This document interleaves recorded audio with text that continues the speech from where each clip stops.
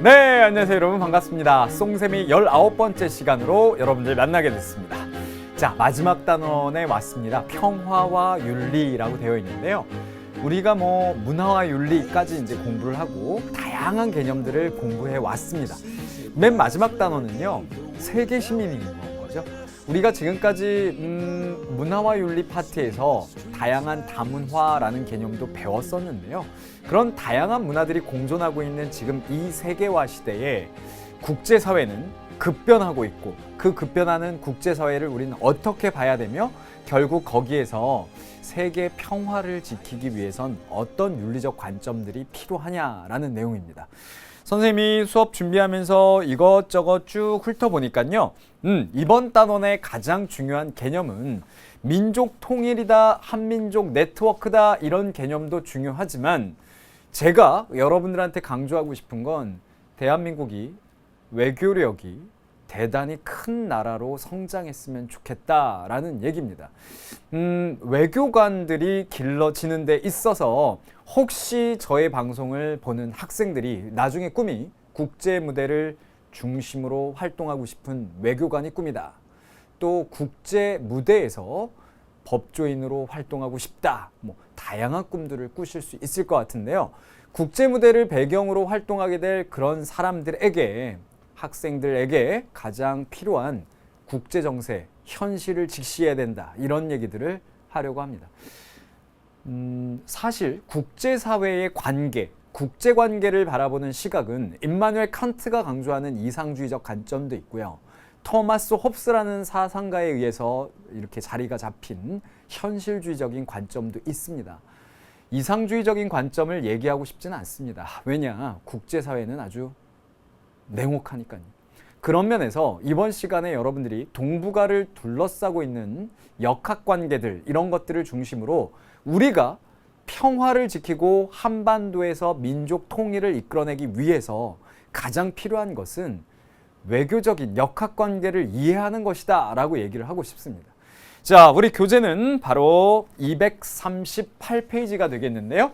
제목을 보시면 민족 통합의 윤리적 과제라고 나와 있습니다.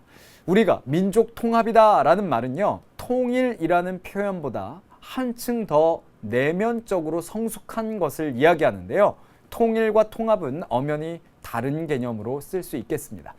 그래서 민족 통합이다 라는 말을 통해서 우리가 어떤 걸 준비해야 되는지, 또 외교관계에서 어떤 것들을 이해해야 되는지, 이런 얘기들을 던질 겁니다. 여러분들이 시험 문제 분명히 여기서 다뤄질 수 있는 개념이 있거든요. 제가 이것만은 꼭을 제시하면서 어떤 게 시험 문제에 다뤄질 수 있는지 포인트를 한번 제시해보죠. 자, 이번 시간 바람직한 민족 정체성과 민족 통합, 그리고 평화 비용이라는 건 무엇인지, 한민족 네트워크의 의미는 무엇인지, 이런 내용들을 차근차근히 설명드리도록 하겠습니다. 자, 그러면은 지금 선생님이 준비한 첫 번째 이야기는 바로 한반도의 역학관계가 흘러가고 있는데요. 이 힘의 관계들을 여러분들이 이해하는 게 중요하겠죠. 국제관계는 급변하고 있습니다. 어떻게 변하고 있습니까? 세계화 시대이기 때문이죠. 자, 제가 준비한 자료 같이 보면서 시작해 보도록 하겠습니다. 선생님이 준비해 봤는데요. 이거는 우리 교재 238페이지에 쓰셔도 좋고, 아니면 자료실에서 다운로드 받아서 요것만 딱 오려서 여러분들이 붙여놓으셔도 좋을 것 같습니다. 생활과 윤리 20강으로 뉴 탐스런을 진행하고 있는데요. 그 19강, 이제 한 강만 남았네요. 19강에서 다뤄지는 부분이 또 한 문제, 20문제의 문제 중에 한 문제 차지할 수 있겠습니다. 근데 그 포인트는 바로 세계화 시대에 급변하고 있는 한반도의 정세를 이해하면서 나올 수 있는 개념이거든요. 자, 그러면 세계화 시대가 어떻게 진행되고 있는지 강조를 한번 해볼게요. 세계화 시대 열린민족주의와 민족통합의 문제라고 제목을 달아봤는데요.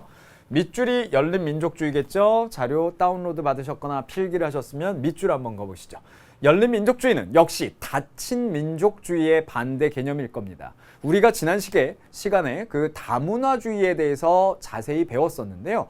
결국 우리가 닫힌 민족주의라는 건 과거의 폐쇄적인 민족주의, 예를 들면 2차 세계대전 당시에 일본의 군국주의나 독일의 나치즘, 그리고 이탈리아의 파시즘 이런 것들을 예로 들 수가 있겠습니다. 근데 그런 닫힌 민족주의가 아니라 열린 민족주의로 가야 된다라는 표현은 이 세계화 시대에 우리 민족이 어떤 의식을 갖고 있어야 되고 세계를 바라봐야 되는지 함축해서 하는 표현일 겁니다. 그 아래쪽에 제가 제로섬 게임 방식의 이론을 설명드렸는데요. 제로섬 게임이라는 건 국제관계가 어디 한쪽이 플러스면 분명히 한쪽은 마이너스가 된다는 거죠. 과거에 2차 세계대전뿐만이 아니라 제국주의 시절에 제국주의 국가들은 식민지를 개척함으로써 뭔가 얻는 게 있겠지만 식민지 국가는 반대로 하향 조정되고 추락되는 게 맞잖아요. 식민지 국가니까. 자유만 뺏기니까 경제적인 것도 종속되고요. 이런 것들이 뭐 종속 이론에서도 나오는데요. 결과적으로 제로섬 게임이라는 건 국제관계를 봤을 때 어디 하나가 올라가면 어디는 내려가기 때문에 본인들의 이익만 내세우면 국제관계 전체에서 봤을 땐 제로가 된다라는 거예요. 왜? 플러스 1이면 마이너스 1, 그죠? 우리가 불가능은 없다라고 아주 유명한 바로 콜럼버스를 얘기를 하지만 콜럼버스가 식민지 국가에서는 콜럼버스를 뭐라고 생각하겠습니까? 정복자 혹은 본인들이 이 콜럼버스 때문에 당했던 역사를 생각했을 땐 나쁜 사람이 되겠죠. 그러한 것들이 바로 세계사를 뒤집어 보는 방식이고 그것이 제로섬 게임이라는 거예요. 그 의미는 열린 민족주의로서 본인만 플러스로 살아갈 수는 없는 세계화 시대에서 우리가 취해야 될 자세는 무엇이냐라는 걸 이야기하는 겁니다. 거기에 민족 통합의 문제와 함께 얘기를 해볼 텐데요. 정보통신 기술의 획기적인 발전과 인터넷 발전 때문에 세계화가 진행이 되고 있습니다. 경제, 정치, 문화적으로 발전이 되어가고 있고 서로 연결이 되어가고 있는 것이 세계화죠. 자, 그러면 경제 분야부터 한번 볼까요? FTA, Free Trade Agreement, 즉 국가 간의 관세 장벽을 철폐해가면서 단일한 경제 활동의 구조로 가고 있죠. 그 얘기는 경제 활동에서 세계화가 이루어지고 있다라는 겁니다.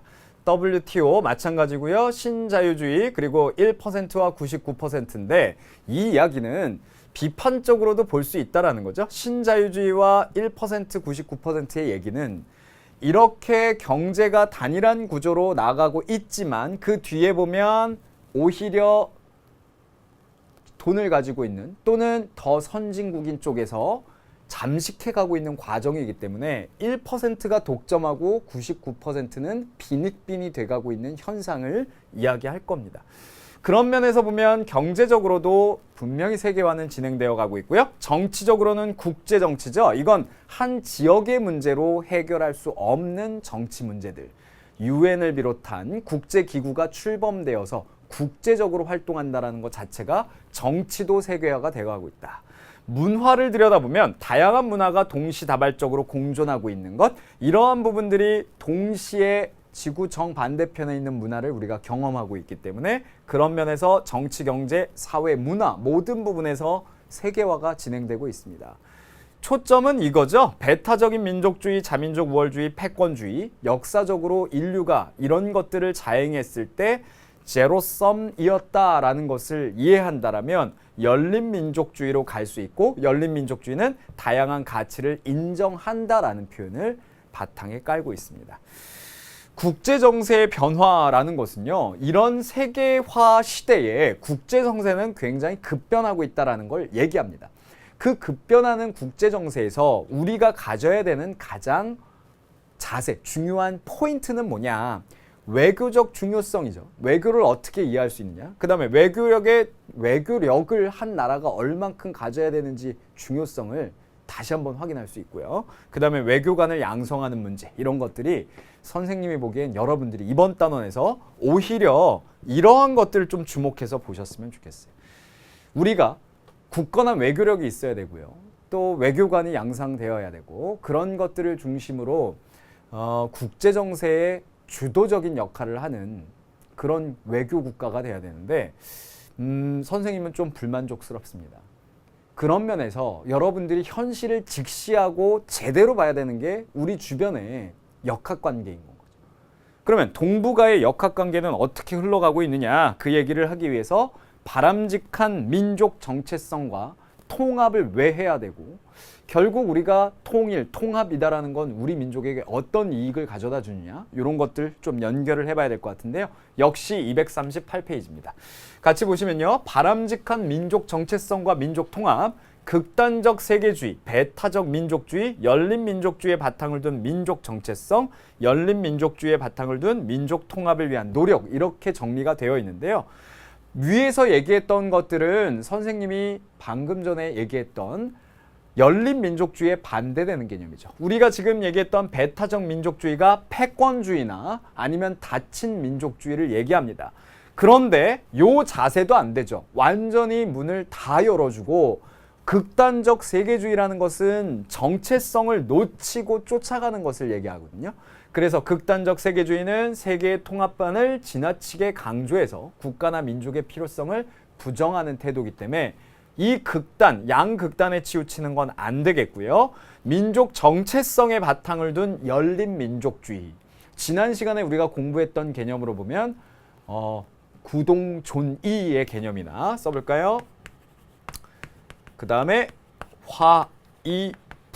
화이부동까지도 엮어서 얘기를 할 수 있겠죠. 뭔가 조화롭게 더불어서 살아가지만 열린 민족주의의 태도는, 그러나 완전히 동화되어서 똑같이 되는 게 아니라 우리의 정체성을 갖고 있는 태도. 그 다음 구동존이라는 표현은 같음을 구하지만 완벽히 똑같아지는 건 아니다. 나의 정체성을 갖고 있다라는 표현인데요. 그리고 윤리와 사상 시간에 다뤄지겠지만 이런 태도는 구한말에 우리가 갖고 있던 동도서기의 정신과도 통할 수 있는데요. 혹시 논술을 여러분들이 쓰시면서 세계화 시대에 어떤 민족 태도를 갖고 된, 또 민족주의뿐만이 아니라 문화 수용 태도로 어떤 것들을 갖고 있어야 되느냐라고 했을 때 결론적으로는 문화 수용 태도와 열린 민족주의에서 구동존이, 화이부동, 동도서기 이런 단어들을 써먹으면 좋겠죠. 그것이 바로 민족 정체성의 바탕을 두고 열린 민족주의를 추구해야 된다. 다른 말로 하면 열린 민족주의의 바탕을 둔 민족 정체성이라는 표현이겠죠. 자, 열린 민족주의의 바탕을 둔 민족 통합을 위한 노력에는요, 다문화 이웃 포용, 그 다음에 북한 주민과 민족 공동체 의식, 요게 오늘 수업 말미에 다뤄질 북한 이탈 주민이라고 표현하기도 했었고요. 조금 순화해서 표현하자라고 해서 세터민이라고 표현하기도 했었는데요.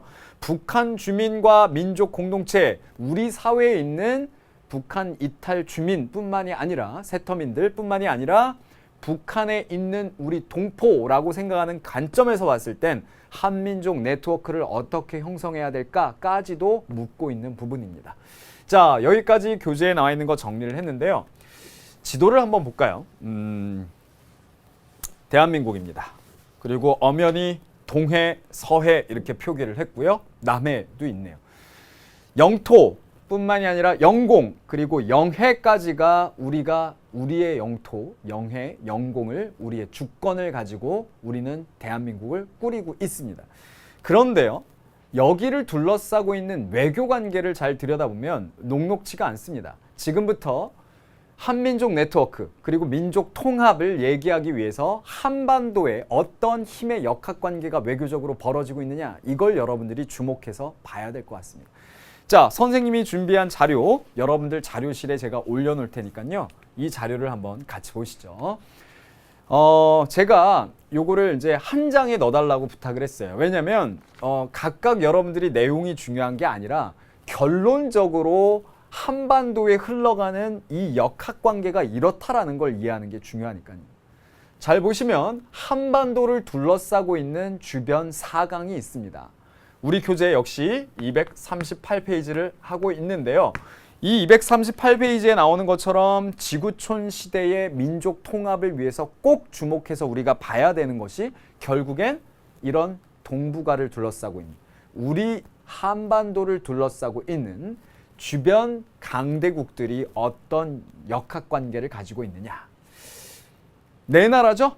미국, 러시아, 중국, 일본입니다. 여러분들이 생각하기엔 한반도에서 외교력으로 봤을 때 가장 많은 영향력을 끼치고 있는 나라가 어디라고 생각하십니까? 미국이요? 중국이요? 러시아요? 일본이요? 이 나라들은 자국의 이익을 위해서 한반도를 관리하고 있다라고 현실주의적으로 얘기할 수 있겠네요. 선생님이 수업 처음에 말씀드린 것처럼 외교관계나 국제관계를 바라볼 때 임마누엘 칸트식으로 설명하는 이상주의적인 관점 있습니다. 분명히. 그리고 그런 식으로 해결되는 문제들도 굉장히 많고요. 그렇지만 지금부터 선생님이 설명드리는 건 토마스 홉스 이래의 외교적으로 정리가 되어 있는 현실주의적 관점이에요. 현실을 직시하자고요. 자, 그럼 미국은 어떤 관점을 가지고 한반도에 영향력을 끼치고 있느냐? 자, 전 세계적 관리 차원에서 반테러가 미국에겐 가장 중요한 화두입니다. 그리고 그 테러를 막기 위해서 사전에 적극적으로 지역에서 막겠다라는 논리인데요. 대량 살상 무기에 대한 대응이 미국에선 가장 중요한 외교 노선 중에 하나입니다. Weapon of Mass Destruction이라고 표현하죠. 이 WMD라는 문제가 미국의 외교 관계에선 가장 집중해서 보고 있는 것이고요. PSI, 반핵 확산 정책입니다. 그리고 잘 보시면 중국을 봉쇄하는 전략까지. 동북아에서는 안정과 비핵화 그리고 한미 동맹을 강화함으로써 북한의 문제와 한국의 문제, 글로벌 포스처 리뷰, 즉 주한미군을 재배치하는 문제까지 현안 문제로 갖고 있습니다. 지금 첫 번째 미국을 얘기해 봤는데요. 미국의 한반도 정책은 핵 문제를 해결함으로써 한반도의 안전을 꾀하는 것이 미국의 외교 노선입니다. 또한 미국은 가장 큰 외교 기조로 보면 결국 전 세계의 테러를 방지하고 평화를 지키는 보안관의 활동을 하겠다라는 게 미국의 외교 노선이죠. 자, 그러면 러시아는 어떤가 한번 볼까요? 러시아입니다. 강력한 국가를 건설하겠다라고 내세우고 있고요. 그 강력한 국가는 바로 푸틴 체제 이후에 러시아가 표방하고 있는 외교 노선입니다. 개혁 정책을 추구하면서 한반도에서 미국의 독주를 견제하고요. 일본의 군사 대국화를 견제하는 것도 중요한 외교적 노선입니다. 또한 중국과 전략적 협력자 동반 관계를 유지하면서 중국과는 이념적으로도 사회주의 국가였던 과거를 봤을 때 또 역사적으로도 마찬가지고 현재에서도 서로 도움을 주고받고 있죠. 물론 실익이 될 때 주고받는다라는 겁니다. 그리고 북한에겐 전통적인 이 사회주의 형제국이라고 표현을 하기도 하고 사회주의라는 것을 나눈 이념적인 형제국이라고 표현을 하기도 하는데요. 그런 면에서 전통적으로 우호 관계를 유지하고 있기도 합니다. 그러나 북한의 핵 문제에 대해서는 정확하게 러시아도 반핵에 대해서 얘기를 하고 있습니다. 한반도에서 핵은 없어야 되고 평화가 유지되어야 된다라는 노선인데요. 남한과는 굉장히 많은 교역을 하고 있는 실질적으로 외교뿐만이 아니라 문화, 사회 그리고 정치적으로도 굉장히 가까워져 가고 있는 게 사실입니다. 그중에 일조하는 것이 경제적인 교역이죠. 우리나라 물건들, 전자제품들 러시아에선 굉장히 좋아하거든요. 그런 면에서 러시아도 역시 한반도에서의 평화를 바라고 있다라는 걸 눈치챌 수 있습니다. 그 다음 어떤 사람들은 가장 한반도에 지금 영향력을 크게 내세우고 있고 또 한반도를 좌지우지하고 있는 가장 중요한 영향력이 중국에게 있다라고 평가를 하거든요. 자, 안정된 국제관계 그리고 환경을 조성함으로써 본인들의 경제적인 연착륙을 하는 것이 중국의 목표고요. 그러다 보니까 실용주의 실리 외교를 펼치고 있습니다. 실용주의 실리 외교라는 건 좀 안 좋게 표현하면 돈이 되면 모든 것에 외교를 튼다라는 표현이에요. 이 말은 제가 좀 안 좋게 표현한 게 아니라 현실적인 입장이다라는 표현이죠. 어찌 보면 본인들이 과거의 이념적인 측면의 사회주의 국가였기 때문에 그런 교류를 하지 않는 측면이 있는 나라들이나 지역들도 있었겠습니다만 지금은 그런 것들 내려놓고 국가의 실익이 된다면 무조건 외교를 트는 것이 중국 외교의 실용주의 노선이다라는 거예요. 굉장히 발전 많이 하지 않았습니까? 그런 면에서 한반도에서 가장 큰 영향력을 끼치고 있기도 합니다. 미국뿐만이 아니라 중국도 그렇다라는 거죠. 자, 북한하고는 전통적인 혈맹국 관계라고 표현합니다. 중국은 북한과 피를 나눈 형제국이라는 표현이에요. 6.25 전쟁뿐만이 아니라 사회주의 시스템으로도 굉장히 가깝다라는 거고요. 북한이 외교적으로는 중국에 굉장히 기대고 있는 모습들이 보이고 있죠. 남한과는 경제적 교역국이고 굉장히 많은 현안 문제를 갖고 있음에도 가까워진 나라죠. 동북공정이라는 외교 문제, 그리고 역사를 왜곡하는 문제, 이런 것들이 남한과의 가장 갈등적인 요인으로 남아 있습니다. 마지막 일본입니다. 일본은 별명이 하나가 있는데요. 외교 정책에 있어서는요. 외교 정책에 있어서는 요시다 노선이라고 표현을 합니다. 이 요시다 노선은 전후에 일본이 성장하기 위해 모든 외교적인 관계는 미국에게 맡기고 경제를 발전시키겠다라는 노선이었는데요. 그렇기 때문에 아까 말씀드린 별칭은 미국의 51번째 주다라는 별명을 갖고 있습니다. 외교에 있어서는 미국과 함께한다라는 거죠. 그래서 한반도에서는 미일 동맹을 강화함으로써 동북아시아의 경제 정치적인 영향력을 확대하는 것이 일본의 가장 큰 외교적인 전략이고 노선입니다. 근데 이런 노선들의 북한과 남한과 사사건건 외교적으로 마찰을 벌이는 게 지금 사실이고요. 북한과는 이 납치자 문제라는 게 굉장히 심각한 문제였죠. 매구미입니다. 근데 이 납치자 문제를 해결하는데 돌파구를 잘 찾아야 결국 과거청산, 그 다음에 과거청산이라는 건 결국 외교적으로 북한에게 일본이 가장 해결하지 못하는 과거청산의 문제, 외교적인 문제, 그리고 전쟁의 전범으로서의 해결하지 못하는 그런 외교적인 문제는 분명히 떠안고 있기 때문에 북한이 굉장히 묵직하게 두려운 존재이긴 합니다. 그리고 시도 때도 없이 미사일을 막 날려보내니까요. 그런데 남한과는 역사 왜곡 문제나 영토 문제, 즉 독도 문제라는 걸 가지고 갈등을 빚기도 하죠. 좀 위축되어 있는 일본은 동북아시아에서 그리고 한반도에서의 본인들의 영향력을 더 확장시키기 위해 미국과의 공조 시스템을 확장적으로 가져가고 있는 게 사실입니다. 여기까지 얘기를 했는데요. 우리는 지금 뭘 하고 있습니까? 민족 통합의 과제, 또 어떤 것들을 우리가 준비해야 되는지 얘기를 하기 위해 선생님이 이 한반도를 둘러싸고 있는 주변 4강의 힘의 역학관계가 어떻게 흘러가고 있느냐라는 걸 얘기했습니다. 결론적으로 여러분들이 지금 이 네 나라가 한반도에 대해서 펼치고 있는 외교 정책을 보면 결론은 이거죠. 주변 4강의 역학관계를 봤을 때 한반도, 대한반도 외교 정책은 현상 유지 정책. 이 말은 제가 왜 민족 통합을 이야기하면서 이 외교에 대한 이야기를 먼저 꺼냈는지 바로 확인할 수 있는 부분입니다. 우리가 통일을 하기 위해서는 방정식을 풀어야 되는데 사를 풀어야 된다는 거죠. 그 다음에 남한과 북한까지도 풀어야 되죠. 그러면 결론적으로 6차 방정식 풀기입니다.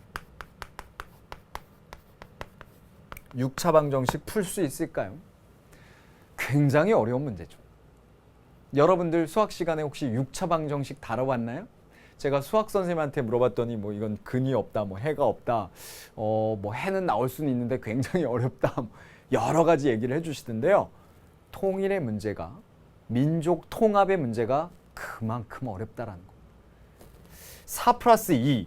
우리는 남한과 북한 당사자로서의 해결해야 될 민족 통합의 문제도 있습니다만은 4를 해결하지 못하면 통합은 어렵다라는 거죠. 왜? 그들이 취하고 있는 대한반도 외교정책 노선이 바로 현상 유지 정책이니까요. 에이 선생님, 우리가 통일하려고 그러면 도와주지 않을까요? 글쎄요. 그 도와준다라는 것도 결국 자국의 이익이 될 때 도와주겠죠. 만일 지금 현재 한반도가 이 상태로 유지함으로써 충격을 완화하고 뭔가 스펀지 작용을 할 수 있는 지역적인 위치다라고 본인들의 이익을 평가한다면 그 실리적인 입장과 현실주의적인 입장에서 현상을 유지할 건 분명하거든요. 그러면 사를 설득하지 못하면 이는 필요 없다라는 겁니다. 그런 면에서 6차 방정식 풀기이기 때문에 이 사에 대한 현실을 직시하는 문제 매우 중요하다라고 얘기할 수 있습니다. 그런데 말이죠. 이 전 세계에 이 6차 방정식을 풀어낸 대단한 사람이 있습니다. 바로 통일 독일의 외무장관 헬무트 콜 총리와 함께 독일을 통일로 이끌었던 장관, 바로 한스 디트리히 겐셔 장관입니다. 겐셔 장관은 이 외교학에서 겐셔리즘이라는 표현이 있을 만큼 외교에서 탁월하고 뛰어난 수완을 가진 외교 장관으로 아주 유명합니다.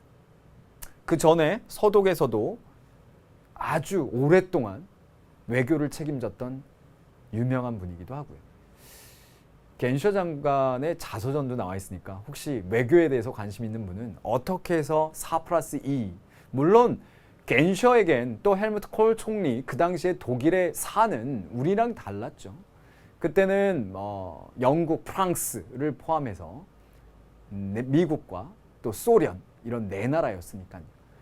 근데 미국, 소련, 영국, 프랑스의 이권들을 잘 대화를 통해서 해결하며 그 당시에 나토나 우토죠. 그래서 미국을 중심으로 한 나토와 또 우토, 바르샤바 조약기구 이 두 가지를 잘 이익들을 해결할 수 있다. 그리고 우리가 통일하는 것은 당신들에게도 이익이 된다라는 것을 설득하면서 하루가 멀다 하고 미국을 갔다 또 소련을 갔다 그래서 설득을 해내서 드디어 통일로 독일을 이끌어냅니다. 우리가 항상 독일을 통일 과정에 대해서 부러워하는데요.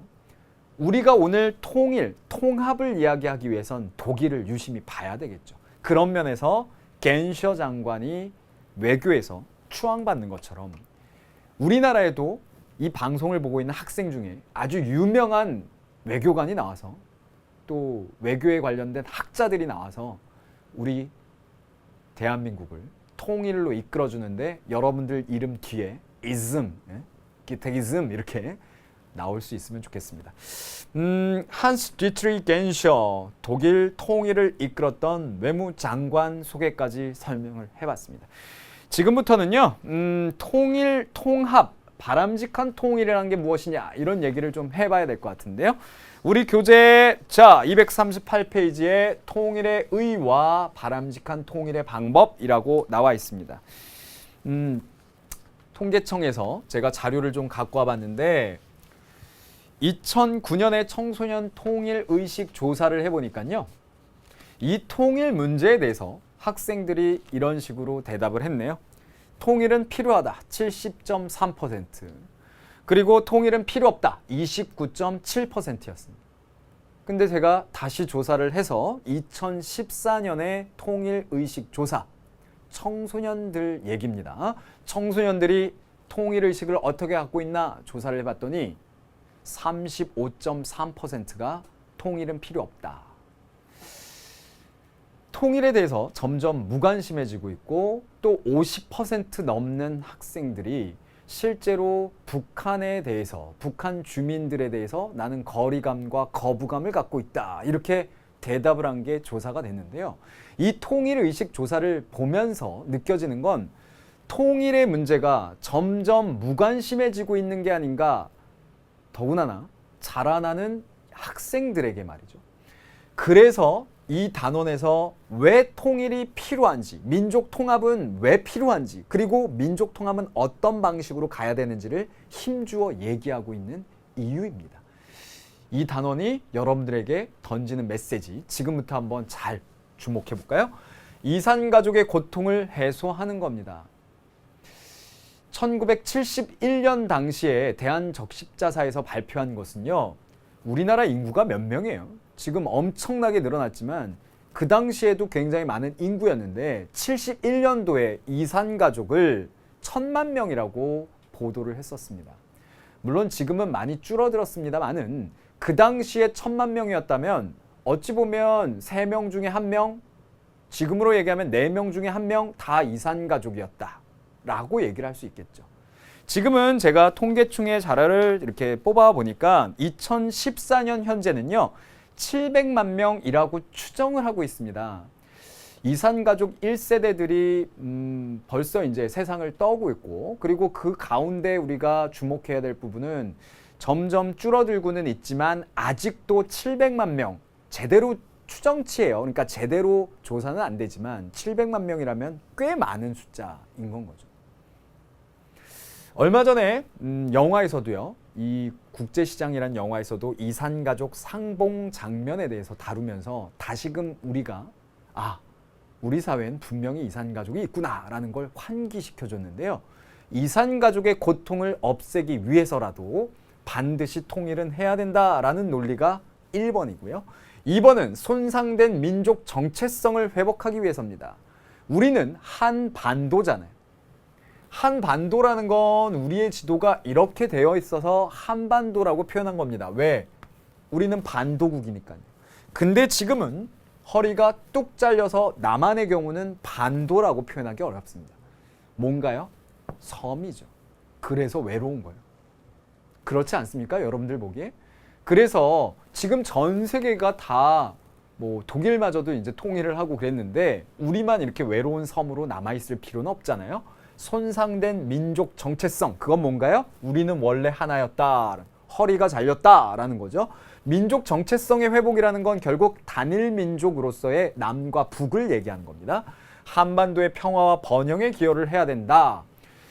많은 학자들이요, 여기에 나오지 않지만 경제적으로는 우리가 통일하면 어떤 이득이 있느냐라는 걸 얘기하는데요. 남한과 북한이 통일하고 나면 전 세계에서 무역뿐만이 아니라 내수 시장까지 우리가 잘 생각을 해보면 인구가 잘하면 한 1억까지 간다라고 쳤을 때 굉장히 강대국으로 급부상할 수 있다. 그래서 5위권까지 갈 수 있다. 경제 대국이 될 수 있다. 이렇게 평가를 하는데요. 여기에 나오지 않지만 통일에 대해서 우리가 필요하다라고 할 때 꼭 경제적인 요인들을 현실적으로 얘기합니다. 근데 경제적으로는 우리가 지금 얘기한 대로 5위권의 경제 대국이 된다라는 것, 그런 논리들 뿐만이 아니라 지금 우리가 떠안고 있는 안보 리스크를 얘기할 수 있는데요. 안보 리스크는 안보 문제 때문에 우리의 국가 신인도가 떨어질 수 있다는 거죠. 예를 들어서 여기에 포함되는 건 외국에서 우리나라에 투자하는 규모까지도 영향을 받을 수 있다는 겁니다. 우리나라는 휴전 상태에 있습니다. 그게 사실인 거거든요. 정전이 아니에요. 완전히 전쟁이 끝난 게 아니잖아요. 그리고 계속해서 안보의 위협 상황은 노출되고 있습니다. 그런 부분에서 안보가 굉장히 중요하다라고 얘기하는 걸 다시 뒤집어 보면 결국에는 안보에 문제가 있을 경우에 투자를 하지 않고 경제적인 손실이 굉장히 많다라고 외국에서 국가 신인도를 본다라는 거죠. 우리의 신인도에 안보 리스크는 굉장히 많은 영향을 끼치거든요. 그런 면에서 통일을 한다라면, 통합을 한다라면 경제적으로도 굉장히 많이 이득을 취하게 된다. 현실적인 입장입니다. 이것은 어찌 보면 역사적인 의의라고 본다면 현실적으로는 경제적으로도 우리가 접근할 수 있는 통일의 이점들이죠. 한반도와 동북아 사이의 긴장을 완화하고 세계 평화에 기여할 수 있다. 당연하죠. 세계가 이제 평화를 위해서 가고 있는 이 시점에 우리가 외로운 섬으로 남아 있으면서 긴장을 극대화시킬 필요가 없잖아요. 자, 방법은 평화적, 점진적, 단계적인 통일이고요. 주변 국가 협력 강화, 아까 얘기했던 4+2, 즉 6차 방정식을 풀기 위한 노력이 필요하고 국민적인 이해와 합의를 통해서 해야지 무턱대고 남남 갈등을 벌러일으킬 만한 그런 통일을 해서는 안 된다는 거죠. 결국 내부적으로 우리가 다 공감대가 형성되어서 통일기금도 마련되고 평화 비용으로서 많은 준비를 하고 천천히 단계적으로 준비를 할 때 통일되고 난 이후의 혼란도 가중되지 않을 것이다 라는 거고요. 그런 면에서 준비는 굉장히 많이 해야 되는데 과연 우리가 통일을 위해서 많이 준비를 하고 있는가? 그리고 청소년들의 의식조사를 통해서도 나타나지만 통일에 대해서 우리가 같이 해야 될 과제라고 공감대가 형성되어 있는가에 대해서는 다시 물어봐야 됩니다. 통일 문제에 우리 청소년들 학교에서 직접 저도 학생들하고 얘기해 보면 그렇게 많이 관심이 없더라고요. 그래서 힘주어서 이렇게 얘기를 했는데요. 아까 선생님이 안보 리스크 얘기를 하고 경제적인 입장 얘기를 했었는데 실제로 한번 비교해서 보실까요? 남한과 북한의 경우 거의 10% 정도를 국가 예산으로 하고 있습니다. 지금 올해 2015년은 아직 조사가 안 됐죠. 한 해가 끝나고 나야 국방백서가 나오니까 2014년만 보면 국가 예산의 9.8% 정도. 국가 예산이 굉장히 9.8%면 많은 돈이잖아요. 그걸 국방비로 가고 있기 때문에 이걸 뭐 허비라고 볼 수는 없지만 굉장히 많은 돈들이 들어가고 있는 게 사실이다라는 겁니다. 그래서 아까 경제적으로 접근할 때 안보 리스크 플러스 이렇게 국방비라는 것이 평화를 이루고 또 통일을 이뤘다라면 들어가지 않을 돈이어서 굉장히 허비되고 있는 것이다 라고 비판하는 학자들도 있거든요. 북한은 어떻습니까? 지금 북한은 16%를 했었는데요. 요즘엔 계속 경제적으로 힘들어서 이게 얼마 전에 통계 자료를 보니까 8%까지 낮아지고 굉장히 많이 줄어든 건 사실입니다. 그러나 북한은 그렇게 힘듦에도 불구하고 굉장히 많이 군사비를 지출하고 있거든요. 그다음에 학생들 굉장히 이제 남학생들 같은 경우에 방송을 보고 있는 학생은 미래에 이제 군대에 가는 문제 그런 것들이 굉장히 자기의 삶에서 중요한 부분이잖아요. 근데 남한과 북한의 문제에서 역시 군사적으로 이렇게 적대시하고 있고 갈등을 벌이고 있는 상태이기 때문에 그런 군인들의 숫자도 계속 유지가 되고 있다는 거죠. 우리는 조금 줄어들었죠. 지금은 70만 명은 아닙니다만은 70만 병력을 유지하고 있고 북한은 계속해서 120만 정도를 유지하고 있습니다. 조금 줄어들었지만 이런 걸로 봤을 땐 굉장히 많이 경제적으로도 우리가 허비하고 있는 것들. 통일했다라면 들어가지 않을 돈들이 군사비 쪽에선 나가고 있다. 물론 통일하면서 들어가는 돈이 더 많이 발생될 수도 있지만 일단 군사비는 많이 줄어들 수는 있잖아요. 그런 면에서 봤을 때 경제적으로 우리가 분명히 통일의 필요성, 당위성을 이야기할 수 있다라는 거죠.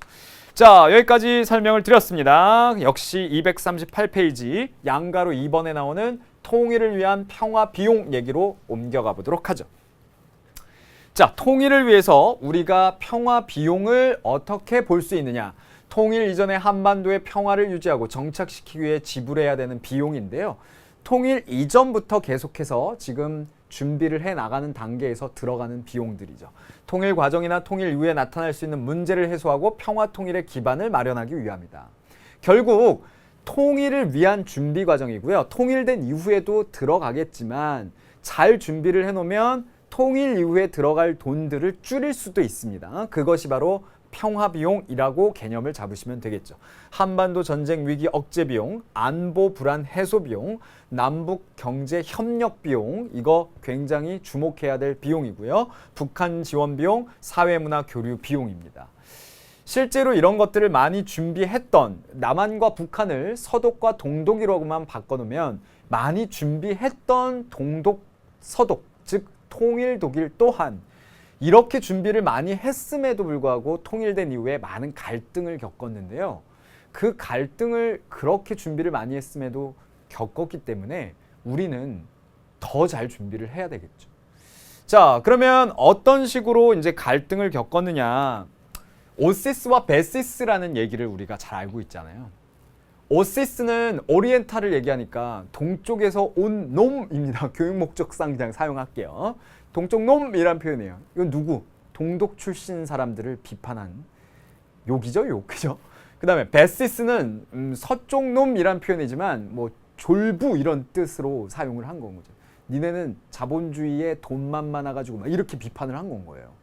서로 이렇게 반목했다라는 건 얼마나 사회 통합이 중요하냐라는 걸 얘기합니다. 아까 우리가 통일 평화 비용을 얘기했는데 통일과 통합은 의미가 좀 다르죠.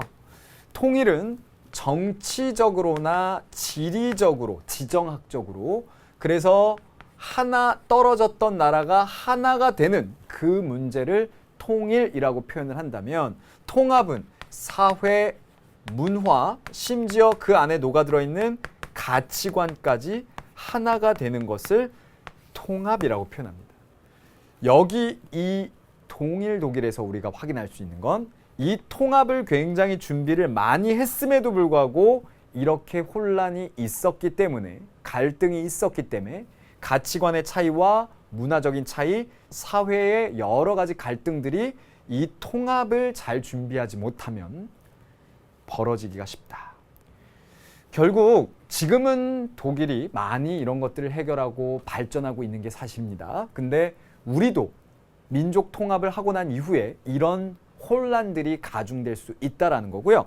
그거의 대표적인 문제가 지금 우리 한민족 네트워크를 구축하기 위해서 그 안에서 들여다봐야 될 바로 북한 이탈 주민에 대한 내용도 얘기를 해야 될 겁니다.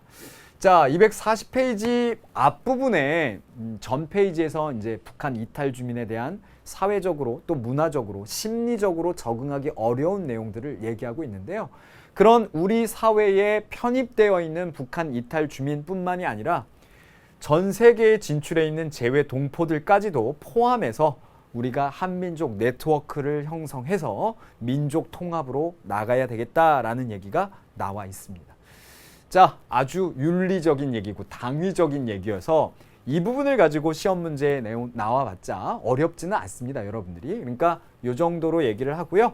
오늘 수업 시간에 가장 핵심적인 건 바로 외교 관계에 대해서 잘 이해를 하시고 통합을 하기 위해서 우리가 어떤 것들을 주목해서 봐야 되는지, 또 통일은 왜 필요한지 이런 요소들을 잘 정리를 해놓으시면 되겠죠.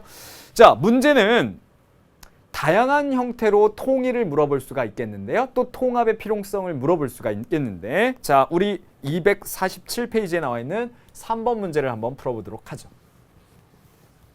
다음과 같은 민족주의에 대한 설명으로 옳지 않은 것은 무엇이냐.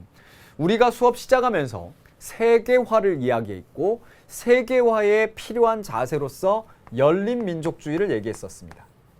기억나시나요? 열린 민족주의 시각에서 봐서는 닫힌 민족주의는 굉장히 문제가 있다. 근데 닫힌 민족주의는 뭘 얘기합니까? 폐쇄적인 민족주의고 패권주의를 얘기하며 자민족 우월주의를 얘기합니다. 물론 열린 민족주의가 아닌 건 또 있죠. 뭐가 있습니까? 극단적 세계주의도 있습니다. 공부하신 거 기억나시나요? 근데 그러한 자세에서 우리가 주목해야 되는 건 제로섬 게임 방식으로 국제관계가 가고 있다. 어디가 플러스면 어디는 마이너스이기 때문에 우리가 우리 민족 입장에서만 생각하면 안 된다라는 겁니다. 그러면 열린 민족주의 관점에서 봤을 때 닫힌 민족주의에 해당되는 걸 물어보는데요. 자민족 우월주의가 바로 3번의 주제가 됩니다. 자, 들어가서 볼까요? 중화주의는 중국의 한족이 자기 나라와 문화를 최고의 지위와 절대적 기준에 올려놓은 문명관이다. 이건 중국 사람들이 갖고 있는 생각인 거잖아요. 그런데 중국을 잘 들여다보면 중화주의라고 그래서 한족을 중심으로 녹여내는 것을 강조했었는데요. 엄밀히 얘기하면 중국은 다문화 국가고 다민족 국가입니다. 다민족 국가를 통해서 다문화가 이루어져야 되는데 우리가 지난 시간에 배웠는데 근데 중화주의는 완전히 녹여내서 한족의 문화로 동화시켜버리겠다라는 겁니다. 이거는 멜팅팟, 미국이 갖고 있던 동화주의하고도 완전 다르다라고 봐야 돼요. 이거는 다른 민족들이 갖고 있는 것들을 받아들이지 않는 그런 자세를 얘기할 수 있는 거거든요. 그런 면에서 보면 이 중국이 갖고 있는 중화주의는 역시 본인들이 55개의 다민족과 이렇게 결합되어 있는 다양한 민족임에도 불구하고 우리는 하나라고 내세우면서 그 하나인 중국이 세계의 중심이다라고 생각하는 자민족 우월주의를 중화주의라고 표현을 합니다. 근데 중화주의는 중국의 한족이 자기 나라와 문화를 최고의 지위와 절대적 기준에 올려놓은 문명관이다라는 말 자체가 자민족 우월주의를 얘기하죠. 급변하는 정세 속에서 외교의 역학관계를 받고 대한민국에 끼치고 있는 이 중국의 외교적인 힘 우리가 확인했습니다. 중국의 힘이라는 게 부럽기도 합니다. 실질적으로 자긍심도 많습니다. 중국인들이요. 그런데 이 중화주의라는 건 위험할 수는 있는 건 거죠. 분명히 중국 사람들이 갖고 있는 그런 의식들이 있거든요. 그걸 중화주의라고 표현하는데 그건 열린민족주의라고 얘기하지 않는 거죠. 실제로 뭐 저희 방송을 중국 사람들이 보면 저를 뭐 모르면서 그런 얘기를 해라고 할 수 있지만 우리 눈에 보기엔 그렇게 보이는데 뭐 어떻겠습니까? 결국 중화주의라는 것은 열린민족주의라고 보기 어렵다라는 게 이 문제의 구성입니다. 그러면 쭉 읽어보시고요. 중화세계와 야만적인 이적세계로 나누어서 모든 이적세계는 표준이 되는 중화 문물을 수용 습득해야만 야만의 상태를 벗어날 수 있다라고 주장한 중화주의적 관점, 자민족 우월주의를 이야기하고 있습니다. 자, 그러면 옳지 않은 거니까요. 1번, 자기 민족의 우월성을 절대시한다. 중화주의, 자민족 우월주의 맞고요. 다른 국가나 민족과 갈등을 일으킬 수 있다. 그렇죠. 그러니까 잘 들여다보면 동북공정이나 이런 역사적으로 왜곡하고 있는 행위 자체가 조선족이 있는 지역을 다 포괄해서 북한, 한반도 이 지역에 대해서도 역사적으로 중화주의라는 그 노선을 가지고 과거의 역사부터 녹여서 니네는 원래 다 중국 이렇게 얘기를 하려고 하는 거다라고 역사학자들이 비판을 하거든요. 그런 면에서 다른 국가나 민족들과 갈등을 일으킬 소지가 굉장히 많죠. 벌써 우리나라하고도 동북공정 때문에 부딪히고 있지 않습니까? 자기 민족에게는 자긍심을 심어주는 역할을 하기도 한다. 긍정적인 역할은 있겠죠. 그런 걸 갖고 있지 않습니까? 중국이. 다른 민족에게 대한 편협한 시각과 배타적인 태도를 가질 수 있죠. 이런 문제가 있습니다. 5번, 자국의 문화 발달을 위해 다른 나라의 문물을 적극적으로 받아들이는 건요. 자민족 우월주의가 아니라 어찌 보면 세계주의를 표방하고 있고요. 너무나 많이 치우치면 극단적 세계주의가 되겠지만 여기에 나와 있는 중화주의와 자민족 우월주의하고는 상관이 없는 답이겠네요. 정답은 5번입니다. 자, 오늘 마지막 문제는 우리가 배웠던 민족 통합, 한민족 네트워크, 그리고 통일의 문제를 어떻게 바라보느냐라는 건데요. 지금 나는 쾌락과 행복을 가져다주는 행위를 옳은 행위라고 봐. 고통과 불행을 가져다주는 행위 하면 지금 갑이 갖고 있는 태도가 뭐예요? 그렇죠. 바로 공리주의적 관점입니다. 공리주의라는 건 뭐죠? 결과를 고려하는 것이고요. 이익을 산출시키는 태도입니다. 의무적으로 접근하는 게 아니고 그렇다면 한민족 네트워크, 통합의 문제, 통일의 문제도 결과적으로 이익을 주는 것이어야 설득될 수 있는 게 갑의 입장이죠. 그러면 갑을 우리가 들어가서 확인해 보면요. 자, 을의 질문에 대해 갑이 어떻게 대답해야 될까요? 공리주의적으로 대답을 해야 되겠죠. 1번, 민족의 정체성을 유지하는 책임을 다하기 때문에 유지하기 위한 책임, 이건 당위적 관점이고 공리적 관점이 아닙니다. 한민족 네트워크를 구성하는 것이 우리의 의무이기 때문에 의무도 의무론적 관점이죠. 공리주의는 목적론적 관점이라고 배웠잖아요. 그 목적은 결과를 이야기합니다. 재외동포들과의 이질화를 막고 동질성을 회복하기 위해 이것도 뭐예요? 당위적 입장에서의 통일을 바라보는 관점이죠. 자, 4번입니다. 한민족 네트워크를 구성하는 것이 많은 사람에게 이익이 되니까 이게 공리주의적 입장이죠. 정답은 4번이네요. 5번도 확인해 드릴게요. 한민족 네트워크를 구성하는 것이 재외동포들에 대한 배려이기 때문에 이거는 배려의 윤리에서 나올 거고요. 그리고 목적, 이익, 결과를 따지는 것이 아니라 이거는 배려의 관점이니까 다른 측면이라고 봐야 되겠네요. 자, 오늘 민족 통합에 대한 얘기를 했는데요. 다음 시간은 최종 마지막 20강에서 만나게 됩니다. 자, 20강은요. 정말 전 세계가 평화를 지키기 위해 지구촌에서 어떤 윤리적 과제들을 해결해야 되는지 지구촌 윤리적 상황과 과제라는 단원으로 만나도록 하겠습니다. 마지막 20강까지 힘차게 달려가서 완강을 해주시기 바랍니다. 완강이 바로 눈앞에 있습니다. 20강에서 만나요. 수고하셨습니다.